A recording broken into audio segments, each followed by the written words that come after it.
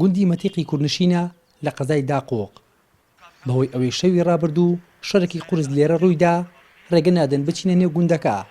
شەڕەکە لە نێوان هێزە عێراقیەکان و کۆمەڵە چەکدارێک بووە. ماوەی چەند کاتژمێرێکی خایاندووە.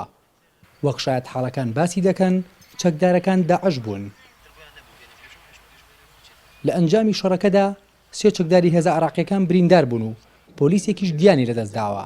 دوو حرەسی چەکمانیش نییە مەغریب هیچ نەی لەم دوای سعات 8 دیاوە بێت تەقە نەمانزانی ڕاستی چیە لە هۆڵۆ. دوای وتیان لە پشت دایرەکەەوە لە پشت ناو چەمەکە چەم ڕۆخانە هەیە وتیان داعش لەوێ هەیە. ینی هێرشیان کردێتە سەر نقطەیەکی جێش عێراقی. قواتی شات لە داقۆقۆ بەڵێن قوات ئەمنیەکە ئەمان ژۆ دەور پشت خۆیان هەت تەقاکەن ئەتێن و هەت تەقاکەنەوە دەور پشت خۆیانە نازانن ئەوانش حەقیان ینی وە لەونێک برێ حتا گوگولەیەکش نالێم دای لە غورفەکەمان کونی کرد سە شوێن دۆشکەکە دیارە یعنی ئەخوا ڕەحمی لێمان کردوڵە. جگە لە گوندی مەتیق هەرێک لە گوندەکانی تەرڕەبعە و جووبخانی شەڕ و پێکدادان ڕووی داوە. هاوکات چەکدارە ناسراوەکان لە نزیک ناحیی ڕەشادیش تەقەی هەرەمەکیان کردووە بەڵام هیچ هێزێک نەبووە ڕوبەڕوویان بێتەوە. وڵا پێشتر پێشمەرگا مەزبوط بی ساتری کردووی ئیسە ساتر کووە سەکامە ساترە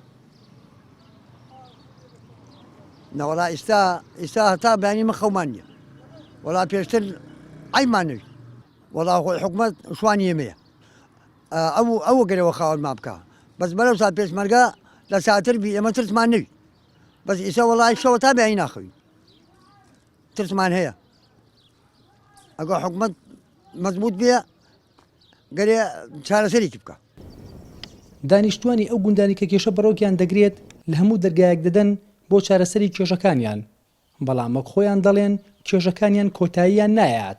حکومەتی عێراق ئێستا حکومەتێکە ئەتوانم بڵێم کێشەی زۆرە کێشەی دارایی و ئەمنی و ئەسکەری ئەوانەیە بەڕاستی فریای شوێنەکان نەکەوتووە و مەترسی زۆر گەورەتری ژێمە چاوەڕوانەکەین بۆیە پێویستە بە زووترین کات ئەم هێزانەی کە هەیە دیارە هەم لە ڕووی نەوعیەوە هەم لە ڕووی ژمارەوە ئەو هێزانانی کە کۆنتترۆلی ئەو سنوورانە بکەن و هێزی پێشمەرگە 4 ساڵ شەڕی داعشی کردووە زۆر شارەزا بۆ لەو سنوورانەیەوە پێویستە هەمانجیە بێ لە نێوان هێزەکانی حکومەتی هەرێمی کوردستانی هێزەکانی حکومەتی عێراقیە.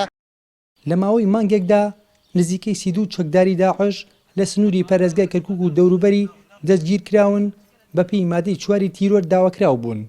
23 حاڵەتی کوشتنیش هەبووە 16یان چەکداری داعش بوون. 9 کەسیش بەهۆی هێرشەکانی چەکدارانی داعشەوە بریندار بوون. لە دوای ڕووداوەکانی 16 ئۆکتۆبەری 2007ەوە بەهۆی بوونی بۆشایی ئەمنی لەم ناوچانەوەی کردووە ناوە چەکدارانی نەناسراوە کە بە داعش ناو دەبرێن هێرش بکەنە سەر هێزە عێراقیەکان و بەمەش مەترسی لەسەر هاوڵاتیانی ناوچەکە دروست بووە. دیار محەممەد NRT باشووری داقووق.